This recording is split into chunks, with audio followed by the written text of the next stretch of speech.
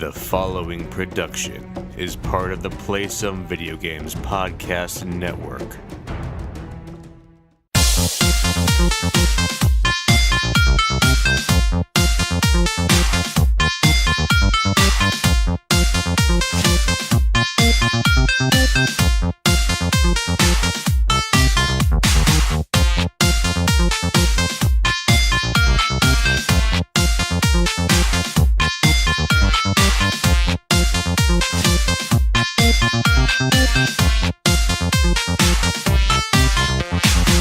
Hello,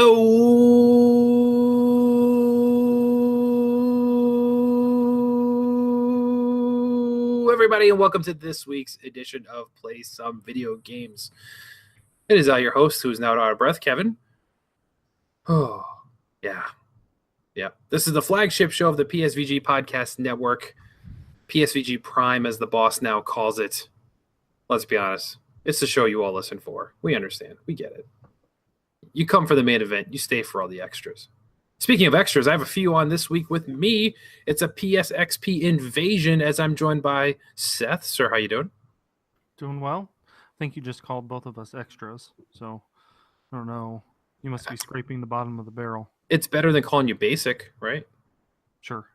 Yeah, I didn't know if you're going for like extras, like movie extras, which That's what I was going I mean, for. I guess that's a career, I guess.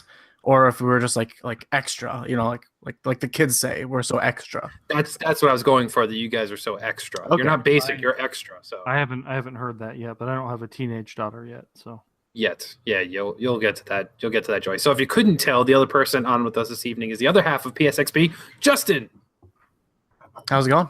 It's going well, man. I can call you Justin this time. I don't have to call you JP or I not know, call you it's JP true. and fumble through that whole mess. Yeah. Yeah, that was a little hard to get used to. I'm used to JP. People call me at work at JP or JP at work all the time. Do they really? Yeah, they also call me just by my last name. That's actually been my whole life. I rarely do people call me Justin. Actually, you're actually the PSVG group is probably the only people that actually call me by my first name. Huh. Even my wife calls me Pickard, even though she is now a Pickard. Pickard. That's But that's just what that's what she knew me as when we met each other. So I guess that's fair. That's fair. Yeah. All right. So let's jump right into the show. Then let's start each and every week as we normally do with a little bit of what you playing, brought to you by Flex the Pose. Learn more at flexthepose.com. Yeah. So I think I'll go first because you guys have a little bit of redundancy in your what you playing here. So I'll go first. No surprise here. Fallout 76. We will talk about this a little bit more later, but I still stand by. I'm having fun with it. And I know some other people in the Discord supported me, whether or not it helps my argument or not, that those people also enjoyed the game. That remains to be debated, if you will. But as far as the Fallout game, it's another Fallout game to me. I've talked about it before, so I'm not really going to get into it anymore, but I am still playing it. I put in probably another 10 hours or so this week alone into the game. I'm still having fun. I'm still learning mechanics and new things about the game as I play more of it. So I'm enjoying that. So before you go further, and I know you will visit some of the fallout from Fallout later on. Does the broader reaction being so negative impact you at all in terms of how much you're? I mean, I know that you're just kind of playing it and you're enjoying it, which is great. But does the broader negative reaction make you enjoy it any less, or? No, because I've always had the mind state, and I said this to Donnie before too, as he said he was going to try Fallout 4, and I mean he has access to 76 through game sharing with me, but he hasn't touched it. That this series as a whole has never really been a game that's like for everybody. Mm-hmm. It's not a game like Grand Theft Auto, where apparently everybody will play it and buy it, and everybody will buy it 2 or 3 times even, or even like Red Dead Redemption 2, which.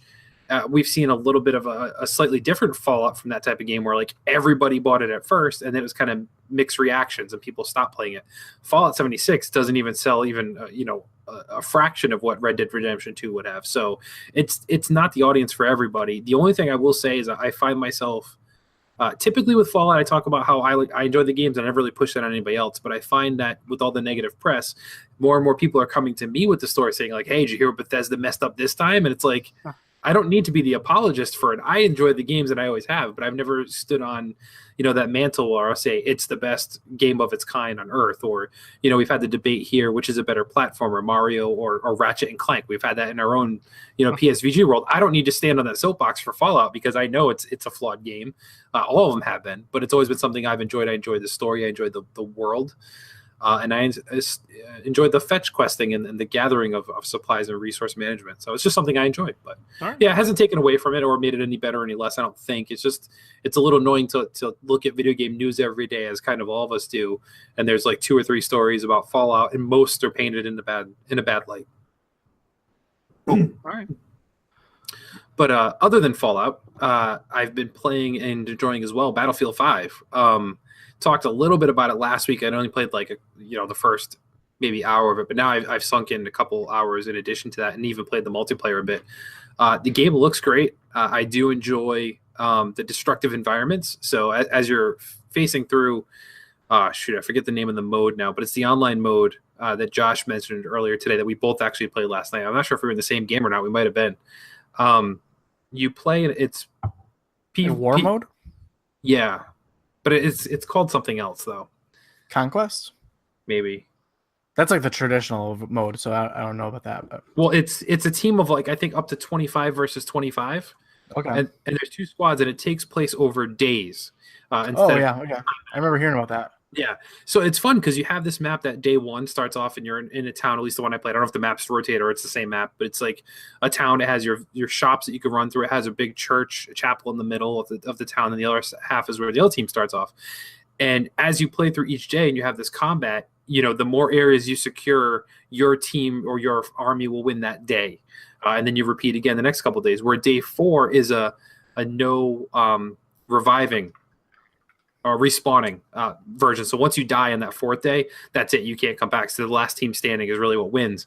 But the cool thing is as you kind of wage war in this area over 4 days, you destroy this place and it stays destroyed as you get into the other days. So if your team manages to secure a tank and you start blowing up buildings, those buildings are wrecked for the rest of the game. For the rest of the match. So it's a little bit fun, a little bit something different than I'm used to. It might have happened before, it might have existed before. But this is my real first major forte, I think, into Battlefield in quite some time. So I have a lot of fun with that. The campaign is also super interesting. I like the take on the narrative. So I know Call of Duty didn't have one this time, but in the past, Call of Duty has a campaign where you follow one character and you go through that character's journey. Battlefield, instead, if you're not familiar, tells separate stories that take place during the war in different countries, different sides. So I've played through the first 2 of the first 4 campaigns, I think, that are available now, with more unlocking over the next couple of weeks. And they've played completely different. So the first one was a very traditional first-person shooter match. You kind of here's your objective, get to the objective, blow everything up, just run and gun. You can stealth a little bit, but that's kind of it. You're just a basic soldier guy.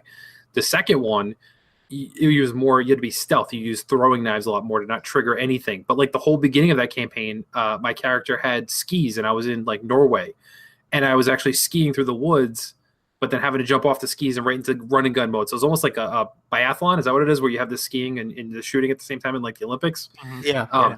So it was almost like that. And it was pretty cool to have that different take on transportation. Just the intro to that stage was all about that and more stealthiness. So it's an interesting thing. And I will say, I know a lot of people jumped on it because it had that random price drop for a few days at Target, which I think is all over now. I think it was a day or 2 that had done it, and that was it. But I know a lot of people jumped in, and I think it's going to be good for Battlefield overall, I think, to see where it ends up growing. And I think more people obviously jump in once they have that Battle Royale mode next year. Yeah. I think a lot of people are going to revisit then as well and see what that's about. But it's very promising. I'm enjoying it.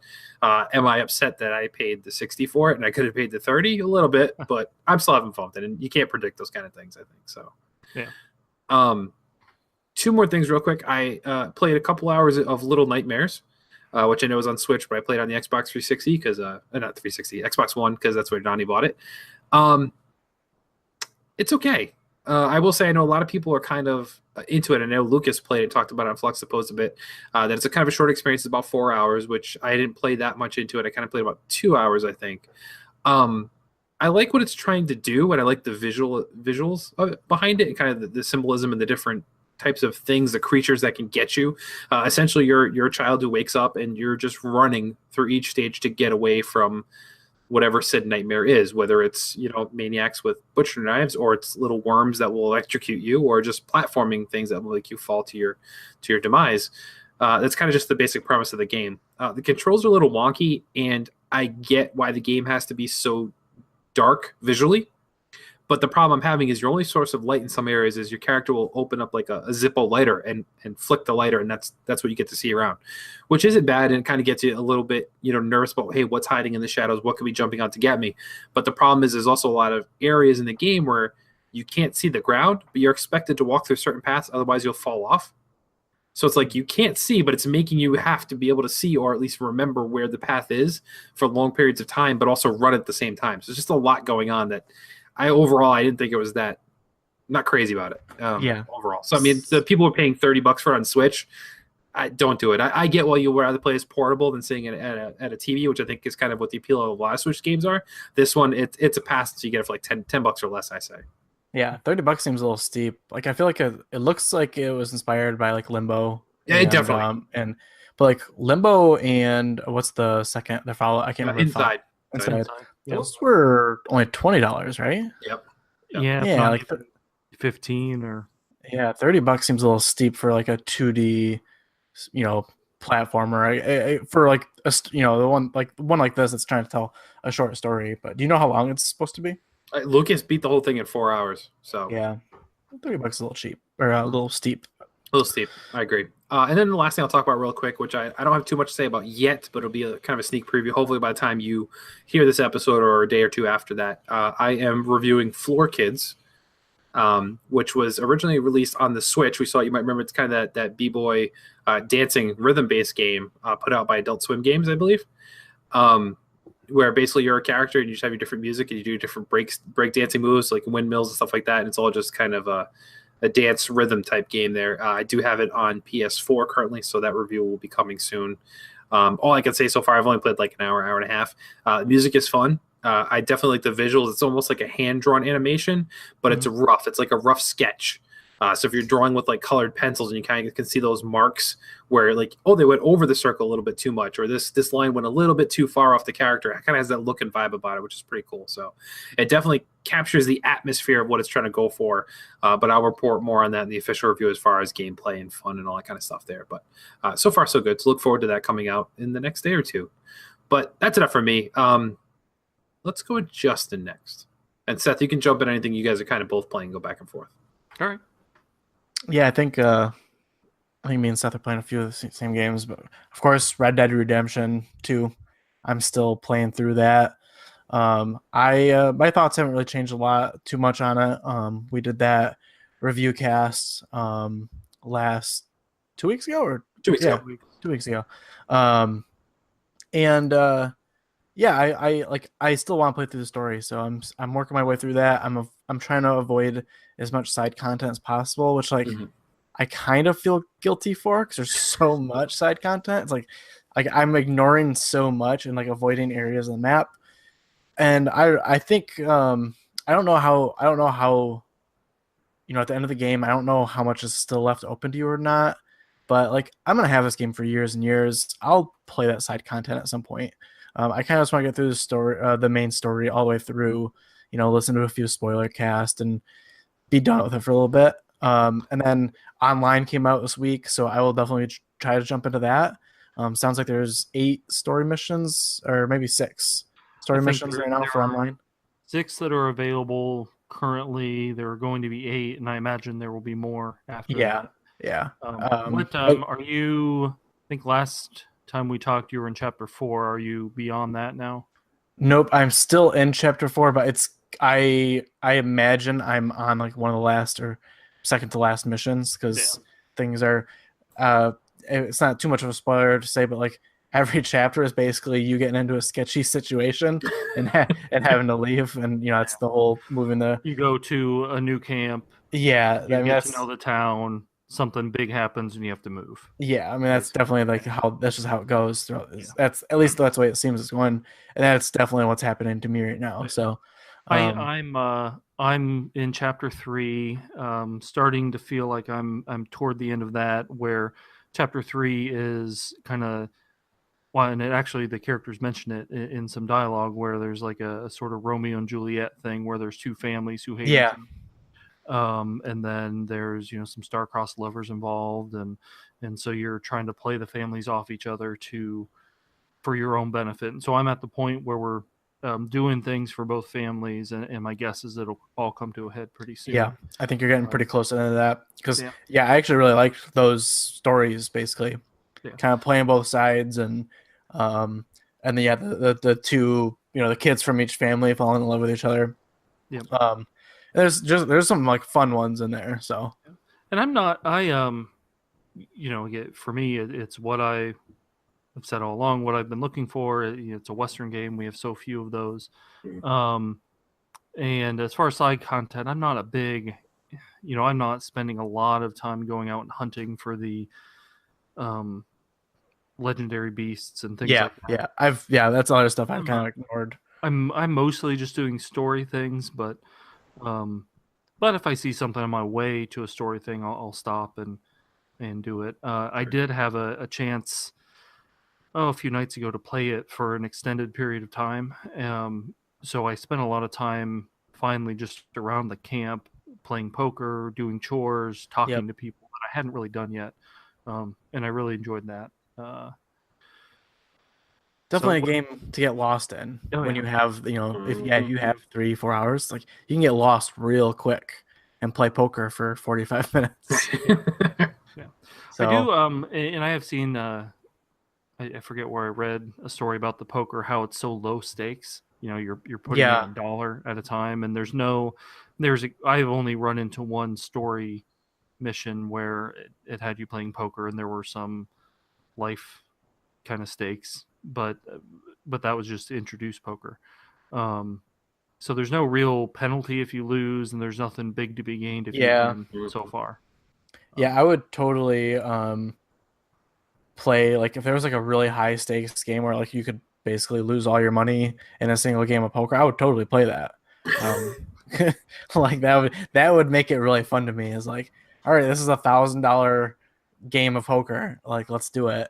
I'm still playing through it every day, basically playing a mission or two. Other than that, I have been playing Pokemon Let's Go Pikachu. All right. I've been kind of just grinding away at that every day. Like I absolutely love this game. Like I was a little worried before it came out. I wasn't sure if I was gonna get it or not because all I had heard was the lesser Pokemon, and that the mainline Pokemon was gonna come out next year. And kind of talked to a lot of people from in the Nintendo Shack Discord, and that's kind of where I was leaning. I was like, oh, I'll just wait until the main line. But like I saw some of the reviews, and like I was like, you know what? It's a remake of honestly the last Pokemon game I've ever played, which was the first one. The first one, because like I played that to death when I was a kid. So, and like talk about nostalgia factor. Like this is like that's. I still think it's a good game, like by its own merits, but for me, it's like this is just all nostalgia, and like I love it. And like it's just so weird. Like I haven't thought about the like visual memories of that playing that game on on Game Boy since I was younger, and like it's just all coming back to me, even though it's completely different. It's it's all it's like I don't know what you'd call that art or. It's like 2.5 dimensional. Yeah, like 2.5. It's not flat. Isometric. Yeah, it is like isometric. Yeah, but like to me, it's like I remember it like that, and I can kind of picture it. They did a really awesome job like recreating that whole area. So I'm not that far into it. I've been kind of grinding away, just catching Pokemon. I just got on the SS. I can't remember the name of the boat. Oh yeah, I know what you're talking about. Yeah, but I got in the big boat, and I've kind of played through that. I am in the exact same spot. Oh, there you go. So I've never played Pokemon game. Never. Never played it. When it came out, I was at the age where, I felt like I was too old to play. Yeah, you're like just past it. Yeah. So with this one, we got it for kids for early Christmas, and So they've been playing it and having a lot of, and just the dad part of me watching them play it, and they've done the co-op, and I know that people say the co-op isn't that great, but for them they don't really care about that. It's just they're both running around together and throwing pokeballs at the same things and battling and whatever. So it's fun for me to watch them. They are both, and they have their own separate files. They're both in Cerulean City right now. Yep. They need to go up north of the city and do that stuff before progressing. And I'm down on the boat. It's fun. It's not. It does get a little bit repetitive. Sure. Yeah.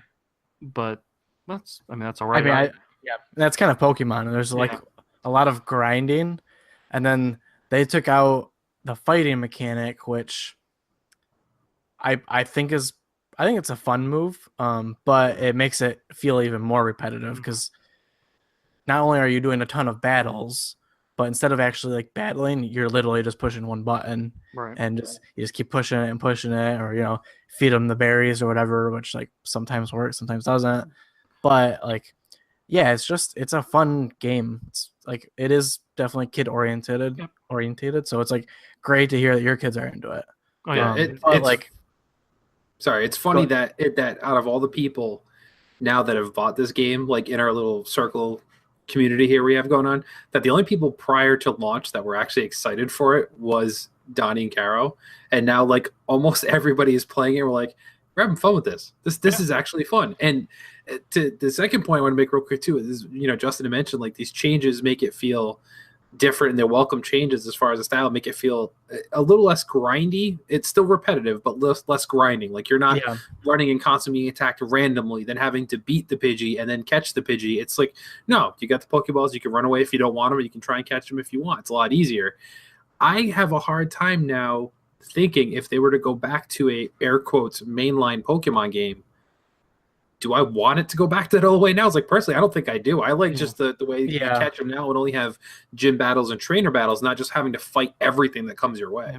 I mean, not having been through that before, but I completely agree. I don't want to have to battle every 2 seconds. That's one of the things that going back to JRPGs on PS1, Wild Arms, which I really like Wild Arms, but you're just wandering around in the wilderness, and every so often something pops up and you have to fight, and it just does it over and over again. Yep. And and the original Pokemons were from the same era basically as Wild Arms. That's true.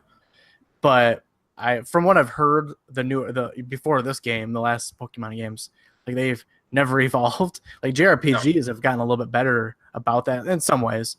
But like Pokemon's kind of just always been that like grindy, just keep battling Pokemon. I'll be really curious what they do next year. But I mean, I'm back on the Pokemon train. I still like it. I don't know, something about it. I really like it. And I have the superior version, the Pikachu version. So that's what I have too. Hey, now I have Eevee. We can trade. That means we can. That's true. Trade you I don't even know what the. There, I think it was like 10 or 12. I think it's even less. I think it's technically only like 4 or 5 because they're counting their evolutions as they're only available in this game. Okay. But you still need them anyway, so you can do it with like 4 or 5 trades. And you can get. Do you have Meowth? No, Eevee has that, but Pikachu doesn't. I have Meowth. Yep. Okay. So, but my Pikachu is just like he's my star. He's definitely like the strongest Pokemon because some of his thunder attacks are just like great. So, but yeah, and then I've been playing COD or Call of Duty. Still playing that regularly. Still really liking it. I honestly am spending most of my time with multiplayer still. Mostly because Battle Royale is a little bit longer of a commitment if I want to try to win the match. Yeah, that's true. Yeah. It's like I can jump in, and if I die, I can be out in 5 minutes. But if you're gonna win the match, you're probably in for at least half an hour. Sure. It's like, what if I only have 10 minutes? Okay, I'll just go do a match. So, and then I did start Yakuza Kwame because that was a PS Plus game from this month, from beginning of November. I've only played like 20 minutes, but so far I like it. You can tell it's an older game. It looks good. Like they did a good job of like smoothing everything out and making it look nice. And like a lot of remasters, they like some of the models look old, but then like it's got really good rain or lighting. Yeah, right. Yeah. Because like those are the easy things, just like crank back up. But I like it. I like I'm always been a fan of like Japanese culture, and like I've always been really interested in like gang culture and Yakuza culture. So like to me, I'm like I just think it's like looks awesome and cool. So I'm probably gonna keep playing that, and it's kind of like a beat 'em up. Yeah. So it's fun. Yeah, the combat's fun. It's satisfying combat in those things because it's not just like Streets of Rage where you're walking through, you're just gonna punch everybody in your way. It's like everyone. I think I compared it to last week. It's almost like a Tekken match every time you get into a fight. So it's a little bit different and more unique than it's just like I can take this guy out in 2 seconds. It's like no, you actually have to fight him and think about it and the strategy. You grapple them. You got different combos. It's I've heard it. I've heard Yakuza did really good with like combining fighting mechanics with like a beat 'em up, but it works even on this old remaster. So but that's been it for me. Mostly Red Dead and Pokemon, but also grinding through those other games. So cool. Seth, what are you up to? All right. Well, aside from Red Dead and Pokemon, there's still Fire Pro Wrestling World that I'm playing through the story mode, and I'm still having a lot of fun with that.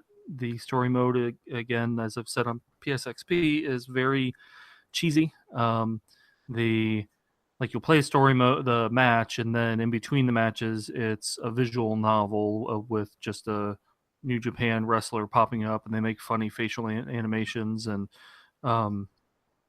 in the text, like, here's this new wrestler, and he is well known by his popular catchphrase, "I love you." And so it's all right. Well, that's a cool catchphrase. Do you create your own character to play through the story mode? Okay. Yeah, you create your own character, and so you start off as a rookie young lion in New Japan and kind of work your way up. Although really, it's mostly just a series of matches. Yeah. But it's fun. They're fun matches, and eventually, I mean, this has taken a while for me to get through, but eventually, I want to do. They have tournament modes and things outside of this where you can, download other people's creations, and so I can do Batman versus Superman, and right. And theoretically could eventually create PSVG people.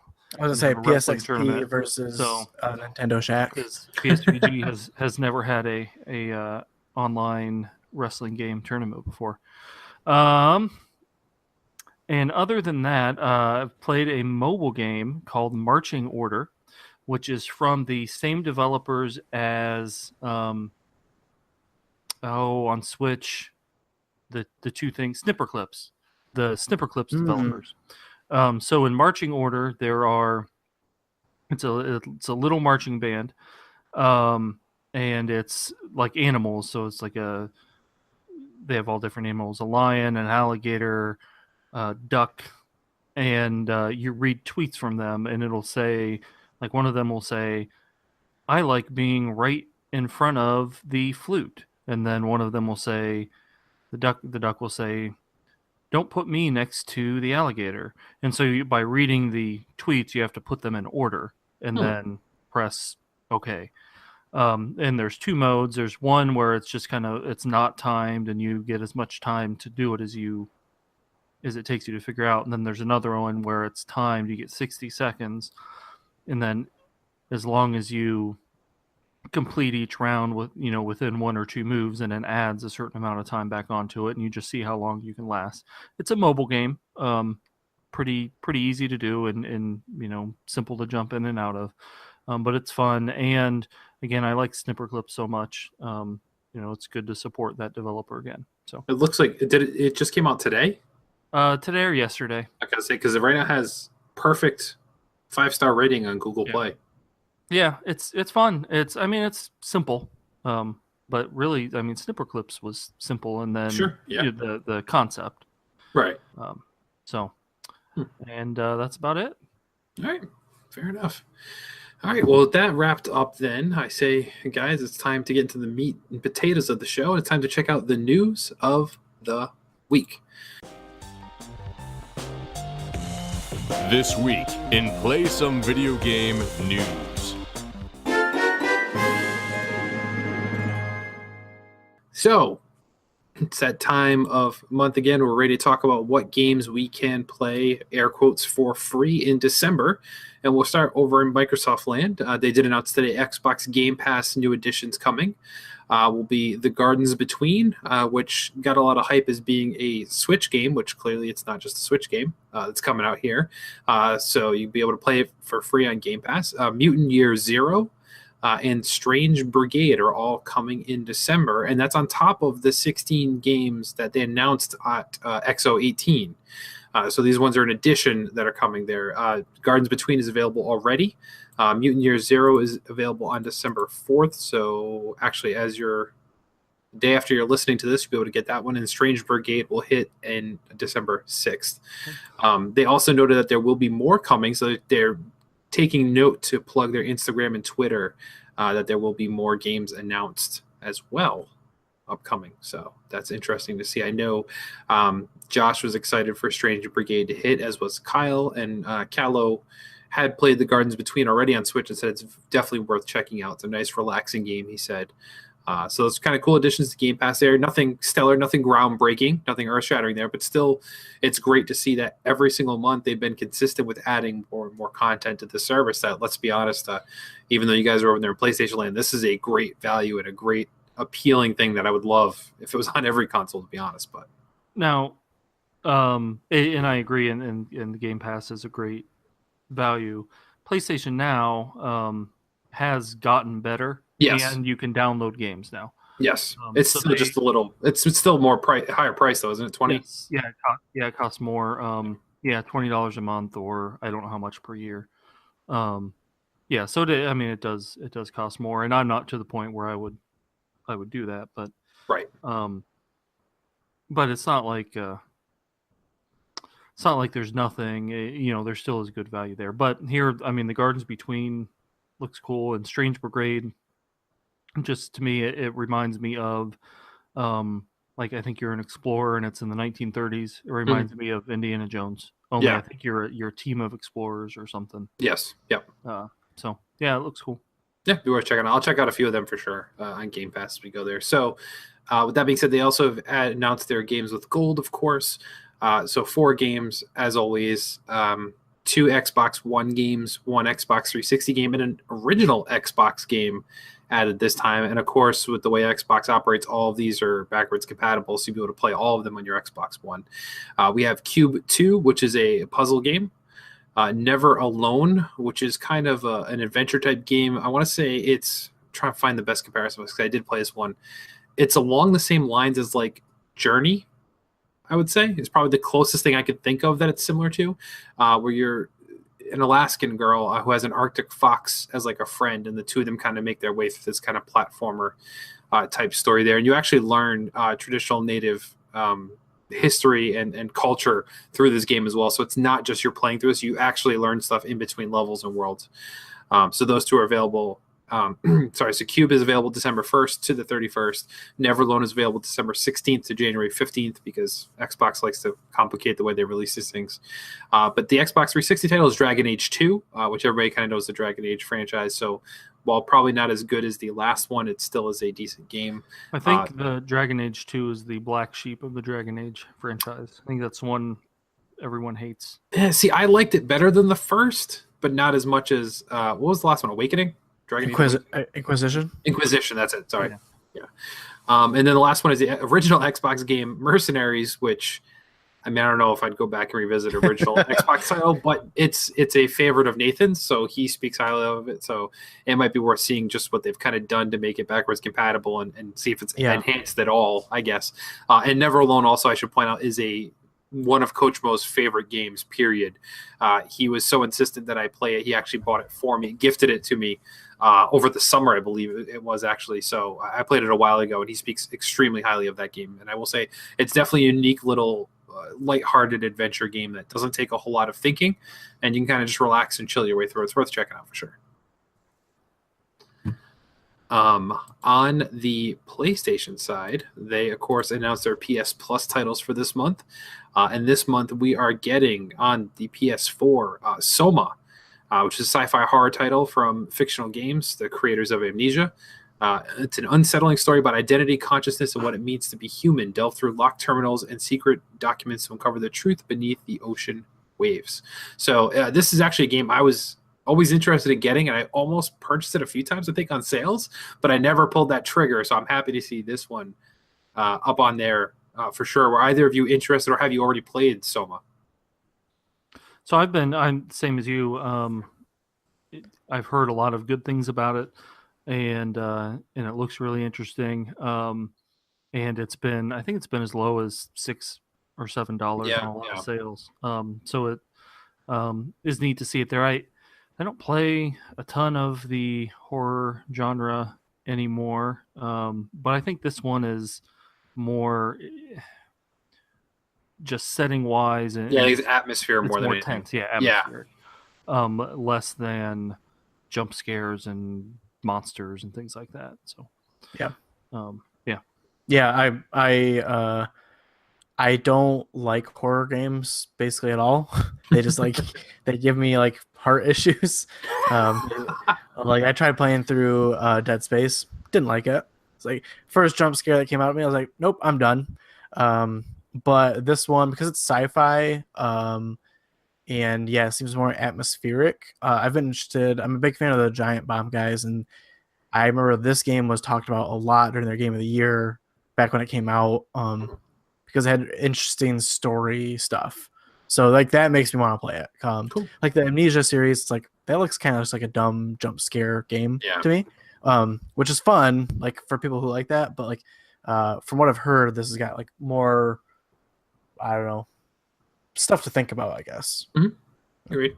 The other PS4 offering is Onrush, which is an all-action, gravity-defying racing game. Drive on the very limits of control in an effort to win victory for your team. It's action-packed and full of unlockable customization options. I'd probably give it a whirl, but now, Seth, you played the beta on it? How did you? Yeah, okay, so your thoughts then. Yeah, I played the beta.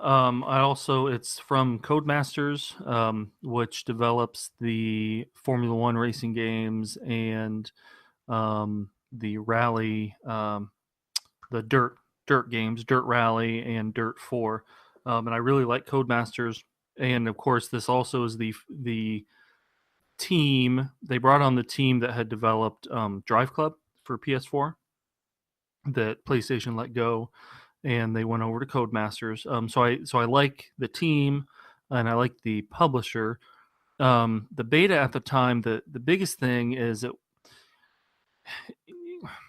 it looks in this image and in the trailers a lot more exciting than it was in practice. And it calls itself a racing game. It's not really like a car combat game like Twisted Metal, but you're racing on a track, kind of. And not a specific track, kind of like an open world. You're out in the world, and you're all racing through checkpoints, but then you're trying to ram into other cars and hit certain checkpoints before they do, and try and take the other cars out. And it's team-based, and it's an interesting game, but at the time it was just kind of sterile, I'll say, and didn't have a lot of modes and options. So I'm interested in jumping into it and seeing how it's changed since then. And it's the kind of game, as far as a racing or driving type game goes, where you can actually you can get a group of people together and play as a team, like in Destiny or any other game. Cool. Justin, any interest in Onrush then? Yeah, I mean, I don't think I ever would have purchased it, just because it looked fun, but not enough to pay for fun. But I mean, I'm absolutely gonna download it and play it because it's free, and I'll probably have fun. I do kind of wish it seems like it doesn't go all the way towards Twisted Metal. It doesn't go all the way towards arcade racing. Mm-hmm. Like Seth said, it's kind of in the middle, this weird thing, like an arcade racers weird thing. But I kind of wish we had a Twisted Metal. Oh, love a new Twisted Metal. I miss MotorStorm. I want MotorStorm back. See, I never have played MotorStorm. I never played And MotorStorm. that's why either. this is from the developer, the development team. Formerly Evolution Studios was the developer who made MotorStorm. Yeah. Who made this. We'll say that studio or that development team has largely been let go. Yeah. Like within a month after the game came out, and it bombed, the team was let go. So, and at that point, I lost any interest in buying the game. I just for whatever reason, if a team's not together anymore, like Telltale, it's like hard to support them when Right. the guys who made it aren't there anymore. Right. And that's Plus, you look at games nowadays, especially in today's world, so many games come out and they're a little broken or they become better over time. Like they're supported and enhanced after release. If you let go of the team that made it, what's hope for it getting any better than it was at launch? Like they really can only do so much without that team. Yep. Yeah. Or like you look at Gran Turismo Sport, GT Sport, where it's still just 2 days ago, it got a new update with new cars and new tracks, and it's been out more than a year. And the community, I don't know if the community has grown, but it has a strong community. Or you look at Fallout 76, will be interesting to see in a year. It'll be a lot better, won't be as buggy, and my guess is there will be a strong community that really supporting it. Where this game, it'll get an influx of players now, but who's developing content for it? Yep, exactly. The other lineup for the PS Plus on PS3 is Stereodyne and Steins Gate. If you're still rocking the PS3, which, I mean, let's be honest, nobody's doing that. Yeah. But on PS Vita, which is cross-buy with PS4, is Iconoclast, which I've heard of that, and that's a good game. I've heard good stuff about that one. And then the other one is Papers, Please on PS Vita. But I noticed in Sony's blog post, they don't say that that's cross-buy with PS4, and that makes me sad because I want to play Papers, Please. Yeah, well, and Stareden is also a PS4 game. So I don't know why those aren't all cross-buy. They did that last month too, where they had games that were clearly out on PS4 and PS3. I can't remember what it was. I remember thinking like, oh, I can't wait to play that, but they're like, it wasn't cross-buy, so it didn't count. But you could just solve your problem by getting a PS Vita. I mean, it's still a great system. That you can find an OG system with an OLED screen. I'm sure the battery quality is real good at this point. I'm going to play a PlayStation 1 game right now. I'm going to find out because I'm absolutely booting my Vita up to play Papers, Please. There you go. Like we'll see if it boots up. Then awesome! I can't wait. Yeah. So PS Vita, $190 on eBay right now. Okay, that's a little steep. I'll admit that, but $9 more, you got the 1 terabyte Spider-Man PS4 bundle on Black Friday. That's really true. You could have got a PSVR for $200. Yep. It's a lot of stuff you get for $200, huh? Yeah. But whatever. I'm glad I own one, and because I'm actually gonna boot it up for Papers, Please. Totally. But you're right. It kind of sucks. It's not cross-buy. Yeah. We'll see. I mean, maybe it'll still happen. Who knows? I mean, it's just like a typo or something. Yeah, especially that guy that made Papers, Please just came out with a new PC game that I imagine will get ported over to PS4 pretty soon. And he always makes interesting games, so you'd think it'd be in his benefit to release it on as much as possible to promote his name and his new game, because he's kind of like a single guy developer. But yeah. Works. So all those games are available starting December 4th, and they'll be available obviously till January 1st of 2019. Also of note for anybody playing Warframe, I know there's kind of a resurgence there, conversation around Warframe, primarily because of the Switch. However, if you're playing it on PS4 and you are a PlayStation Plus member, there is a PlayStation Plus Booster Pack 3, which includes 100 Platinum, 100,000 credits, a laser rifle, a special skin, an affinity booster for 7 days, and a credit booster for 7 days that you can all get for free if you're a member of PS Plus from now until January 15th. So that wraps up all the air quotes free stuff you can get in December. You can tuck under your virtual Christmas tree. So let's move on to another article here that kind of cracked yesterday that I found interesting. The FTC now says it will investigate loot boxes. So we're seeing this kind of happen across the world in different countries, where people are kind of cracking down on loot boxes and where people are spending real money on randomized goods and the fairness around that. Great Britain's Gambling Commission found that 31% of children in the country at one point or another had paid money to open a loot box, which that's kind of crazy. In Belgium, Japan, and other countries are kind of limiting the use of how loot boxes are used in games, especially even in Japan. They're kind of basically making it so that you can't purchase a loot box until you actually know what's in said loot box. So it's not really a loot box. It's more like, hey, you get this bundle of items. Basically, you know what you're purchasing going into it, which I actually like that idea a lot better. But it's interesting to see how the U.S. is going to tackle this with legislators and government regulators are going to rule this as a form of gambling or not, because obviously that happens. It will restrict anybody from the age of 21 from being able to buy them, and gives a whole bunch of new complications really for the video game industry that already has a tough time, I think, as it is. And some of these games we see are making a killing off of loot boxes. I mean, Fortnite's a free game that people are paying for skins and other types of things, which they don't do. Loot boxes, you know what you're buying in Fortnite, and they have a good model example of how you can still make tons of money with microtransactions, but make them fair. Same thing if you look at Overwatch has been pretty fair with their loot box scenario too, where you're purchasing bundles, you know what you're getting in those purchases, or you're buying loot boxes, but it's with in-game credit that you earn, not that you purchase. So those are just different alternatives, but now it kind of stands that where does the government have the right to step in, or do they have the right to step in and kind of regulate something that's air quote private industry, and if it rules that this is really a form of gambling or not. So this bill and others aimed at regulating loot boxes, they tried at the state level in Hawaii already, fell flat. Washington, Minnesota, California also have tried to pass these type of things at the state level, and they've all fallen completely flat. So it's interesting to see the FTC now stepping in at a federal level and saying, all right, we're going to take a look at this and see where it goes. So I guess the question I want to pose to you, gentlemen, is what is your thoughts overall on loot boxes? Do you consider them to be a form of gambling? And where do you see this FTC investigation going in your kind of put on your tinfoil conspiracy hats and let me know what you think is going to happen long term? Justin, let's start with you. Yeah, loot boxes always seemed kind of shady from the very beginning when they first started coming out. So, I mean, I get it.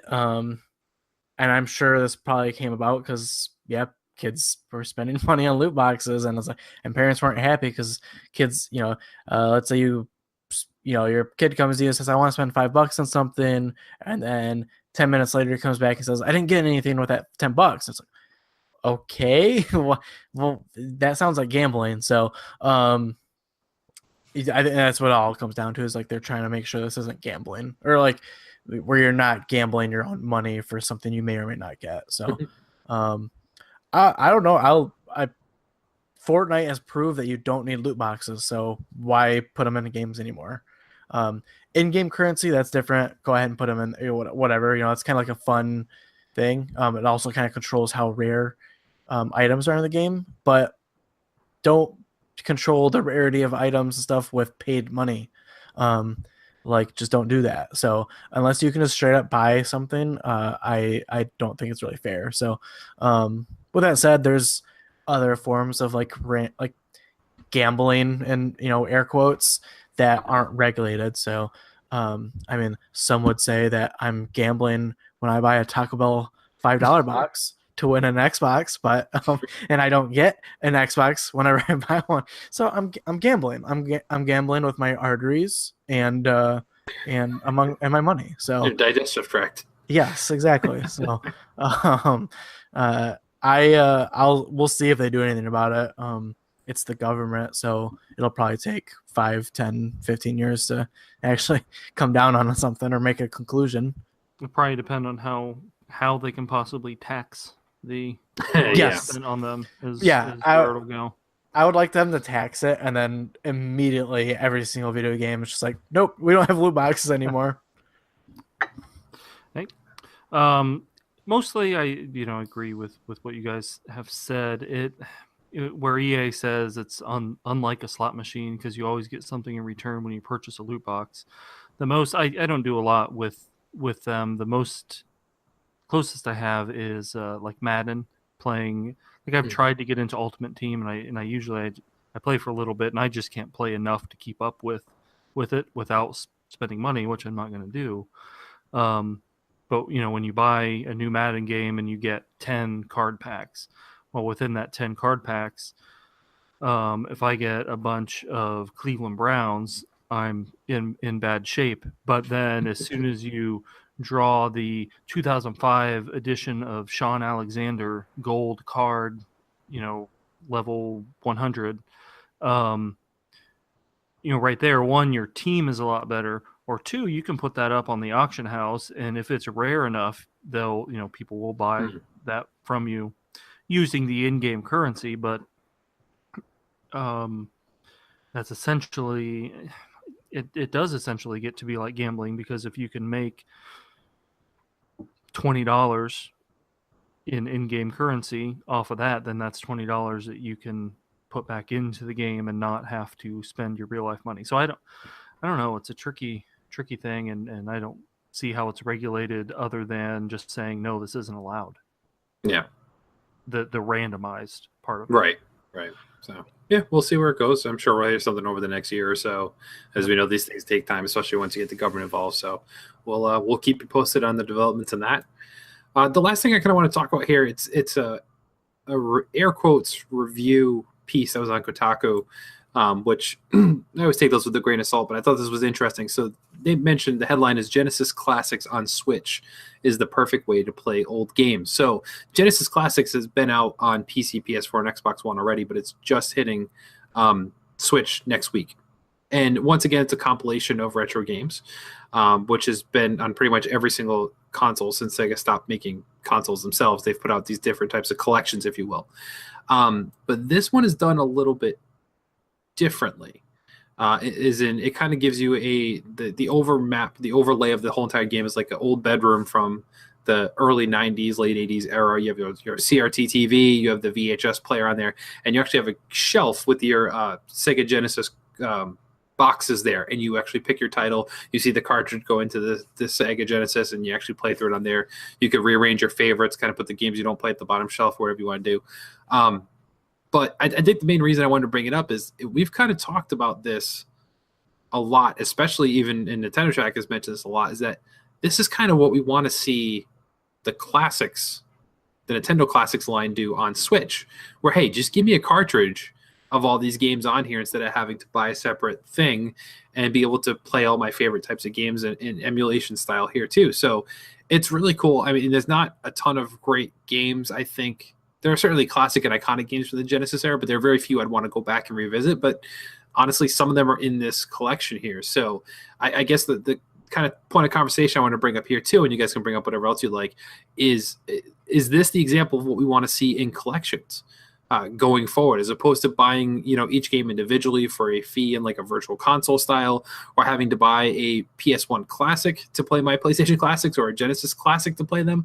Or should I just be able to buy something like this and still get a great experience and not have an extra piece of something in my house that I will never touch again, like our NES Classics do right now? Seth.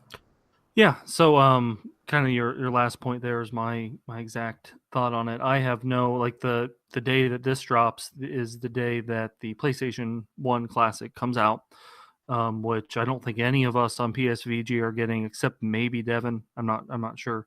And then of course there's the NES and SNES Classics. Supposedly maybe the N64 coming up pretty soon. I have no desire to have another box that plays games. I already have two. But the idea that I could just, all of this is going to be on a cart that I could play in it. And right, with the Genesis, what for one, the Genesis was my console of choice as a kid. So for me, a lot of these are, the nostalgia factor that the Super Nintendo Classic was. And it's just much more convenient to be able to play it all on one cart without having to buy a bunch of extra single game downloads or having to buy an extra system. I had my Genesis up to a couple years ago when I sold it so that I could buy my Switch. And then so now you can get a package for under $30. It includes basically every game that I had for my Genesis, minus the sports games. That obviously this doesn't have the sports games that that I had, but other than that, I mean this. I had half the games, or played at one point half the games on the list, and I'd be down for revisiting them in this format versus having a little mini Sega Genesis plugged into my TV. I agree. Justin? Yeah, I'm in the same boat. I would like to see this with Nintendo, basically. I bought the Nintendo or the SNES Classic and played it for a couple weeks. My wife played it, got a kind of kick out of it. Sister-in-law came over, played it. It was fun for a few days, and we never put it back up because it's a box. I have to hook up to my TV, and like my TV is mounted on the wall, so like I can't just it's pain. hook up stuff easily, but I don't know how much Super Mario and other stuff we would play if we could just purchase it on Switch. It'd be so easy. And I would pay the money. Like the Sega collection is only $30. Like that's insane for 50 games. Yep. How many games did we get with SNES Classic? 20, 20, I think. Or 21. Yeah, for 20 and then 30 for the NES. Yeah, so like look at the money spent, and it's like I don't care about the box. Like, if I was that concerned about seeing that box, I would be a collector and I'd buy an old version. I actually have an old box around here that's all yellow and stuff from the plastic getting yellow. But like totally. It's never gonna happen though. So Nintendo likes their money way too much, and this Sega collection is like mostly stuff that wasn't licensed. And it was like very exclusive to Sega. So many of great Nintendo games are all licensed. So there's a reason why we have to we're never going to get them. So, but that being said, they're not bringing their original titles, this way either. So, I like the article. I like, Jason Schreier wrote that, and it would be great if everyone would also do this, but we'll see. And you think too, they might even. Well, I get kind of why they do it. So you look at how many people bought an NES or an SNES Classic that still didn't game today. Like how many people went out and started gaming again because hey, I remember this. Let me buy it. So if you make it something that's only available on the console, you're probably limiting your audience a little bit. Now I think if they were to do something like this, everybody that owns a Switch would probably buy one. I would think that would be a great penetration level there on that one. Just like Mario Kart. Kind of, high percentage of Switch owners have Mario Kart, like that type of thing. Like it would be something like that for sure, but you're kind of isolating who can buy it then by doing that, as opposed to anybody can get this box, whether they own a Switch or not. But personally, I'm with you guys. I'd much rather see it released on a cartridge. Heck, you could even charge me the amount that you want to charge for the classics, and I'll pay that and not have to deal with having the box and the controllers and that's true. Short thing. Like I would still do it that way, so it's all good. I would pay $60 for all those same games, even if it was only 20, I would still pay that because I want to play those games easily. Yep. All right, so it's time to start wrapping up the show. But before we get ready for bed, we have to get me all fired up, get that vein pumping in my forehead so that I can't go to sleep for the next couple hours. That's right. It's time for Kevin Hates Everything.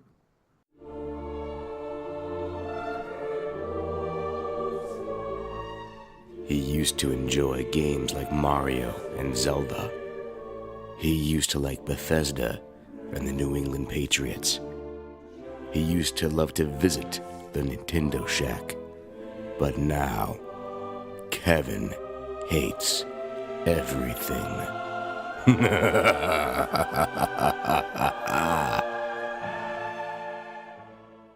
Guys, we talked about it a little bit at the top of the show. This week, I hate gamers as a whole, and I'm going to get into why. So I mentioned other people kind of having to highlight to me all the different things wrong with Fallout 76. One example I will go through was funny because it was posted on our Discord. I read it on my own prior to that. And then I went to work, and somebody at work had to text me the article as well. So I've seen the same article here 3 times today. About the Power Armor edition of Fallout 76. So that was the high-end collector's edition, $200 version of the game that you got the exclusive steel case. You get the bonus digital items that you would get only in the digital deluxe version. You get a mini adventure figurines. You got a big map. You got this is the coolest piece, a wearable power helmet that had lights and sounds, which is kind of just awesome, much like the Pip-Boy they had done for Fallout 4. And then what was advertised as a canvas duffel bag.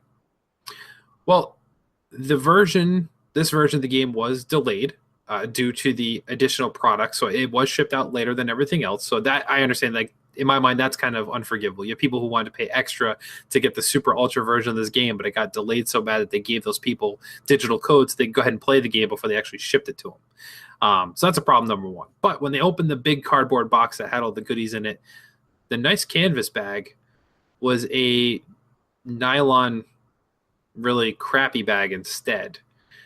So that got people upset. They paid $200 and got this little nylon bag. And of course, people started attacking Bethesda right away because as people contacted customer service to kind of complain about this, we all know that most of these companies, a lot of companies nowadays, outsource their customer service things. So you're not actually talking to a representative from that company. And the statement that they were giving people when they called up was that due to availability of making the items, they had to substitute and issue the nylon bag instead. Now, should have Bethesda said something about this prior to coming out? Absolutely. I agree with that part there. But for people to flip out about what is probably the least important item in that box, or the least coolest item, I think, in that box, is a little weird. But it just piles on this culture we have of where people want to continue to bash on any sort of property. So not just me defending Fallout here. It just seems that gamers at this point have felt almost a level of entitlement that if it's not something they enjoy, they have to trash it. We look at another example here that I could talk about, Destiny 2. So Destiny 2 is something Seth has enjoyed right from the start. I've enjoyed it right from the start. I haven't kept up with it, so I'm behind there. I will admit that. But then you have people like Dev, who is a hardcore Destiny guy. And he even admitted himself, like, yeah, it wasn't as good when it first launched as Destiny 1 was when it was all said and done. But Destiny has committed this long roadmap of enhancements and additions to the game that have now made it what people love about it. Like, people have updated their game reviews on this to say, no, Destiny 2 is great now because it has everything included. I'm a little upset and irritated with the fact that we just expect that out of every single game needs to be for everyone. And that's clearly not the case anymore, more so now than ever, I think. We mentioned Red Dead Redemption 2. That was a game that a lot of people bought expecting it to be another Grand Theft Auto. And you know what? That's not the game Rockstar was making this time around. This was a very different game that they were making. And that's fine. Was it a little slow-paced for me? A little bit. Do I think it's a great game? Absolutely, I do. Is it something I'm going to go back and beat eventually? Yes, I will. Much like Justin, I was trying to mainline it, but I had too many games I need to play right now, so I have curbed it for the time being. But I'm absolutely going to go back to playing it because it is a great game. You look at games like, we give Coach Mo a lot of grief because he talks about Madden. Is Madden a great game for people who are into sports games? Yeah, it's a great game.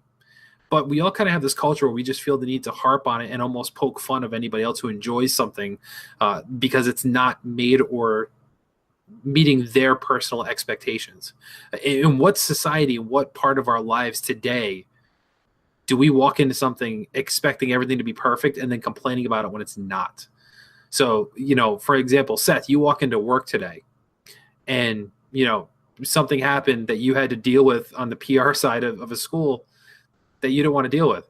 Do you have the right to then complain about your job not being what you expected it to be and demand that somebody fix that for you and you don't have to deal with it? No. It's just that entitlement that we have now as gamers where we just kind of crap on everything to the point that studios shut down. Telltale Games is another example. That's a game where I think everybody universally would pan them a little bit for the glitches and stuff that they may have. Donnie especially, you couldn't get through the games without these massive glitches. But everybody universally applauds them for their storytelling. And what happens? We don't buy the game because we're upset about certain things or aspects, or saying it's not worth the $20 for like a 6-episode arc of a Batman game. And then they go out of business because nobody's buying the game. But then we're all upset that it's gone when it's like, well, what did you expect? Nobody was supporting that. You can't have both. So that's kind of my Kevin hates everything is just gamers and in the sense of entitlement more so than what we have. So to tie it back to the Fallout, the other announcement that came out is Bethesda did apologize that the game didn't meet people's expectations.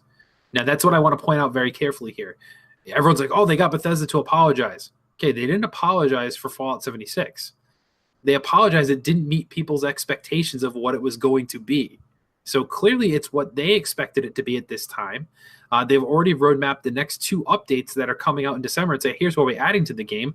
And some of it is substantial. Are some of these things bug fixes? Sure, absolutely. But when you have an online game of the scope of Fallout, there's going to be bugs. Elder Scrolls Online still has bugs, and that's been out for many more years. But they still continue to update, support it, and release new things. And that seems to be the roadmap that Fallout 76 is going for as well. So for people to be up in arms about this game this early when we know this isn't a short-term game, this is something, as Seth said, let's see what it looks like a year from now. This could be the next Destiny 2. This could be No Man's Sky, where it is today versus when it launched. Yeah. So that's kind of my thoughts there.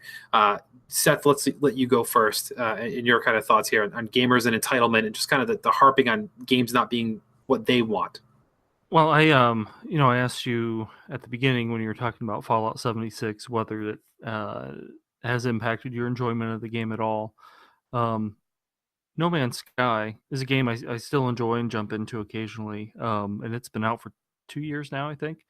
But the the backlash when it first came out, and I played it a lot that summer. It was during the Olympics, so we'd watch the Olympics. I'd fly around and mine things and whatever. The backlash to that game, combined on the developer end with their just complete lack of communication, unlike Bethesda, just kind of killed a lot of my enjoyment of the game a little bit. So, and some of that's on, I shouldn't let, things get to me like that. But if everyone's telling you that something is terrible, eventually you start to think, well, maybe something is terrible. And again, with the developer not communicating, Hello Games at the time had like 15 people versus Bethesda, I'm sure hundreds and hundreds of people. So it's a different scale, but I'd like to be able to just turn off that, like even around here, PSVG, I know Nathan has really enjoyed Red Dead. I think he's the only one who's beaten it so far. And obviously Justin Warner enjoyed it quite a bit. But outside of those two, I feel like I'm alone in my enjoyment of it, which sometimes isn't. It's like, well, there's no one to, like with Breath of the Wild, where everyone liked it at the same time. That does play into your enjoyment or unenjoyment of a game, is having other people to talk about it, and that's why PSVG was started. And in some ways to talk about things. So I think it does impact you. But yeah, you need to stop being like a game I've been following, Anthem, which is going to be the next game that comes out that hits. I'm sure it'll hit a rough patch when it launches because servers won't work and there won't be as much content as some people think there should be, and people are going to hate on it. And I've been kind of iffy on it so far, but I'm at the point where now it gets brought up a lot, but I'm just not. I'm down on it for some reason, but I'm not going to harp on it or keep on pointing out that I'm down on it because who cares? It doesn't matter. So that's kind of where I am right now. Fair enough, Justin. Your rage. Let's hear it. Yeah. I mean, to your main point that gamers in general, or at least gamers on the internet, seem to just complain about anything, and to like my bigger thing is like how many of those complainers actually intended to buy that Fallout Special Edition. Like some of the people who got it are complaining and it's whatever, but the overall like internet census of gamers, so many of them did not buy the game, did not buy the special edition, or so don't have a right to be upset about it because they didn't intend to buy it in the first place. Because to them it didn't look worth it in the first place. So when something weird happens, they don't really have a right. I kind of want to rag on Fallout 76 because I see all the articles and I get it, but Bethesda's a really big company, so it's hard. It's like easier to knock them because it's like we feel like they should have a perfect game every time they release it, and it's never really been the case. But I haven't played Fallout 76, so hearing that you're still liking it and that you're calling it a Fallout game is like, well, maybe I should just give it a shot, And I've seen some like plays of it, and it's like, well, it looks like Fallout. It looks like it plays like Fallout. It doesn't have VATS exactly, but like, who am I to complain about it when I haven't played it? So, Right. and I think that's like a huge issue with like gamers on the internet. If you can say that, it's like there's like that's why I love our community, because like I like that we can actually have rational conversations in our Most of the Discord time. channel. Most of the time. Most of them. I mean, if you go to the Nintendo Shack, you're not getting that. It's mostly irrational. But you go over to PSXP, go to that channel, good to go. Nothing but rational stuff from us, me and Seth. But like when you look at all the headlines, and like Kotaku's really bad about it, and so are a few other sites. And it's like, why are we trying to rile people up for no reason? I think that's a really good point. I also tend to get a little angry about that.